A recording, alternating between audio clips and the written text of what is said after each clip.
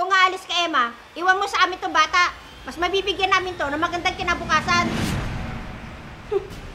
Kaya ko pong buhayin ang anak ko. Kaya amin na po si baby. Love, ano ba? Tama na.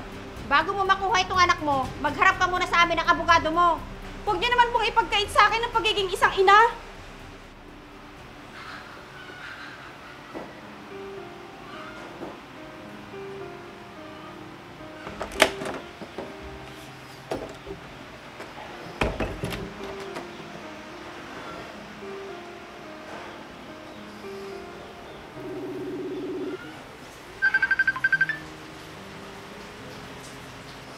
Hello, Labs.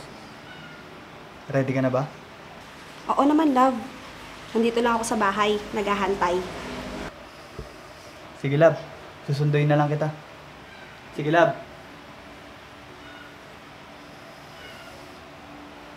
Ma. Lalabas lang po kami ni Emma saglit. Matagal-tagal na rin po kasi mula nung lumabas kami. Uubusin mo na naman yung sahod mo? Sa Emma na yan? Hindi naman, Ma. Tsaka, ngayon lang kasi kami lalabas. Anong hindi? Mas inuna mo pa nga siya kaysa sa akin na sarili mong ina? Hindi naman sa ganun, Ma. Alam mo naman na naging busy ako nitong mga nakaraang araw sa trabaho ko, di ba? Ngayon lang ako makakabawi kay Emma. Basta. Umuwi ka ng maaga, ah. Huwag kang magpapagabi. Sige po, Ma. Magbibihis lang po ako.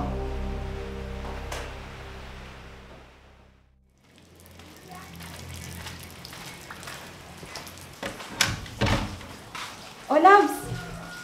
Pasensya ka na, Lab. Nagantay ka ba ng matagal? Hindi naman, love. Sakto lang. Ano? Saan mo gusto pumunta? Libre ko. Para naman makabawi ako sa'yo. Ano ka ba, loves? Okay lang yun. Kahit sa street foods na lang tayo, masaya na ako dun. Sigurado ka ba, Labs? Ayaw mo ba sa mall? Huwag na, loves. Mahal dun. Tsaka, baka kasi wala nang matira dyan sa allowance mo. Napakabait talaga ng girlfriend ko. Uy, loves! Tara na!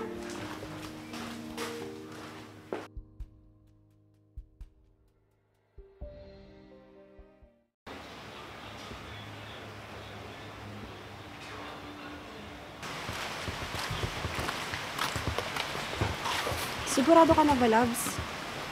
Natatakot kasi ako. Huwag kang mag-alala. Ako ang bahala sa'yo. Sige na, Lab. Tuloy ka.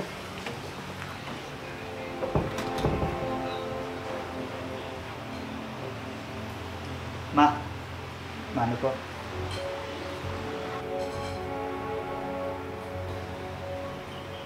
Tita, ano po? Ano ba yan, Brian? Hindi ka man lang nagsabi. May kasama ka palang darating.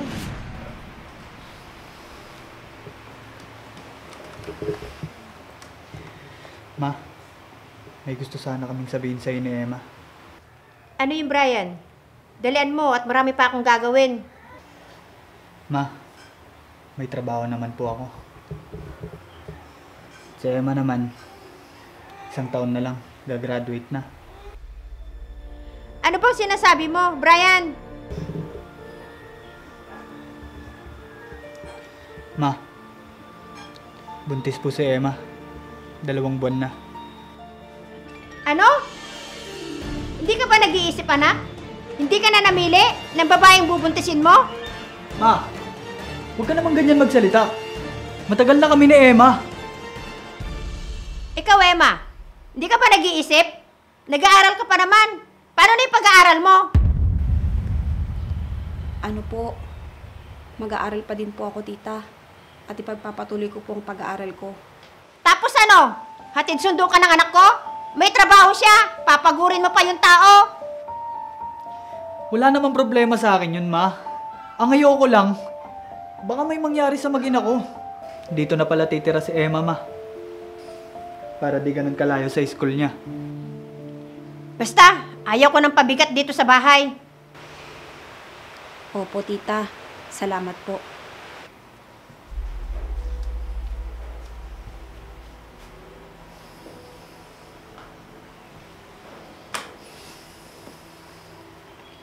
Pagpasensyahan mo na si Mama Labs ha. Nabigla lang yun. Naintindihan ko yun, loves.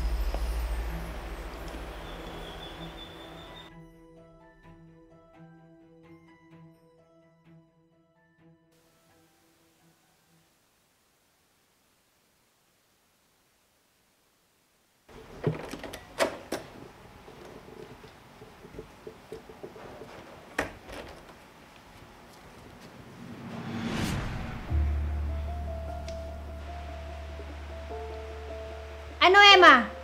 Hihiga ka na lang bang maghapon dyan?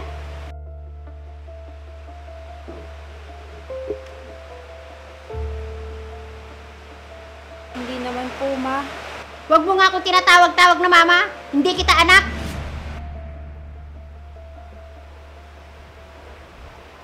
Pasensya na po.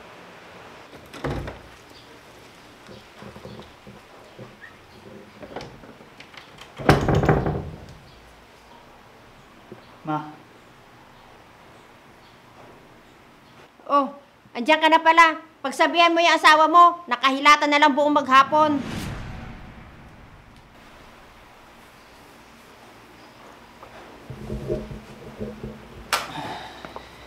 love naman.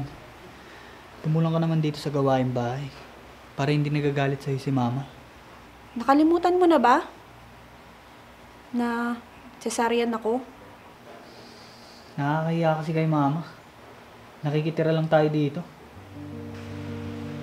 Kung kaya ko lang, bakit hindi? Hindi naman sa ganun, Emma. Ang problema kasi sa'yo, lagi kang nakadepende sa desisyon ng mama mo. Matanda ka na, Brian, at may anak ka na. Magdesisyon ka naman para sa sarili mo. Ano gusto mong palabasin, Emma? Namamasboy ako? Bakit? Hindi ba? Brian, saan ka pupunta?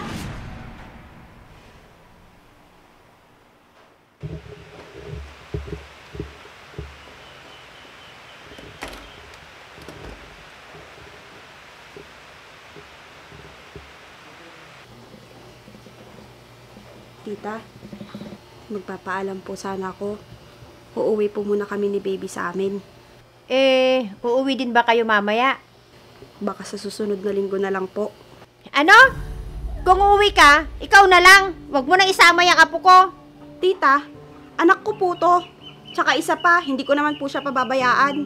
Anong ipapakain mo? Wala ka namang trabaho. Mas mabuti, dito na lang siya. At isa pa, tignan mo yung sugat mo. Hindi pa gaanong magaling.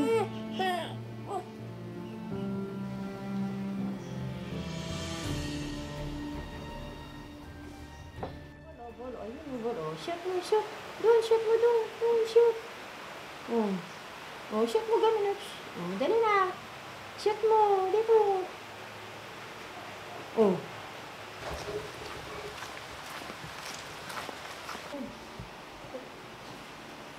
Tita, mano po? Akala ko ba sa susunod na araw ka pa darating? May nahanap na po akong trabaho, tita. Baka po pwedeng iuwi ko na si baby sa amin. Ano? Sino naman ang mag-aalaga sa apo ko kung may trabaho ka na? Ma, sino na naman ba yung kaaway mo? Labs, nandiyan ka na pala.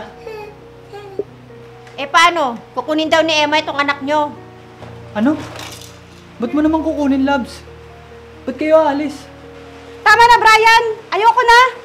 Huwag ka na magpanggap. Akala mo ba hindi ko alam? 3 buwan mo na pala akong niloloko. Kaya pala hindi ka na madalas umuwi dito. Sa ibang bahay ka umuwi. At ano? Kinukonsinti ka lang ng mama mo. Hindi totoo yan, Emma. Pwede ba, Brian? Huwag mo nang dagdagan ng kasalanan mo. Dahil sa una ka lang naman magaling.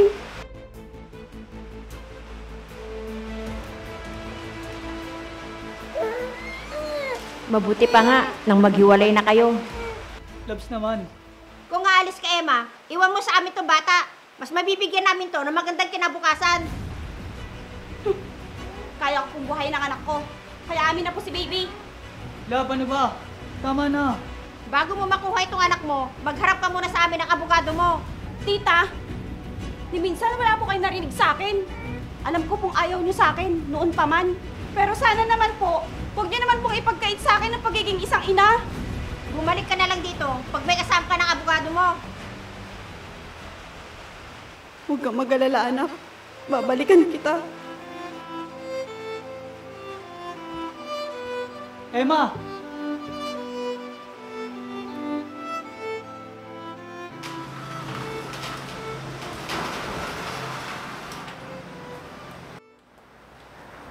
Magandang hapon po, ma'am. Magandang hapon din. Anong atin? Hihingi po sana ako ng tulong, ma'am. Ayaw po kasing ibigay yung anak ko sa akin. 1 taong gulang na po siya. May regular na trabaho naman po ako. Kaya ko pong buhayin ang anak ko. Naku, bakit naman po ayaw ibigay? Ayon po sa Article 213 ng Family Code, dapat nasa poder ng ina ang bata. Pag less than 7 years ang edad ng bata. Alam ko po yun, ma'am. Kaya po ako humihingi ng tulong dito. Maaari niyo po ba akong samahan para mabawi ang anak ko? Oo naman po, misis. Sige, sasamahan kita. Salamat po, ma'am.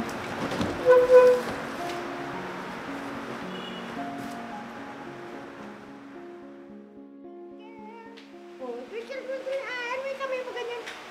Twinkle, twinkle.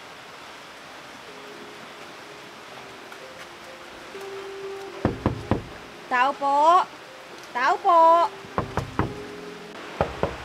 Tao po!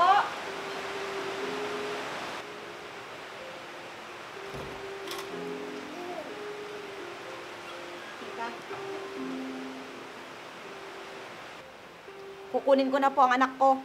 Bakit, Emma? Yan na ba yung abogado mo? Ay, hindi ho. Sa DSWD po ako. Ipapaalala ko lang po sana. Ayon sa Article 213 of the Family Code of the Philippines, ang kustudiya ng anak na 7 years old below ay mapupunta sa nanay. Pag naghiwalay po ang mag-asawa. Narinig niyo po yun, tita. Sana po, wag na po tayong mabot sa korte. Dahil kahit anong mangyari po, ipaglalaban ko po ang anak ko. Ano ba, Emma? Hintayin mo naman sanang makauwi si Brian bago mo kunin ang bata. Hindi na po kailangan. Maraming salamat po sa lahat. Sige po, mauna na po kami. Emma! Hayaan mo, anak. Palalakihin kitang punong-puno ng pagmamahal. Kahit nadadalawa na lang tayo, hindi ko ipaparamdam sa'yo na may kulang sa pagkatao mo.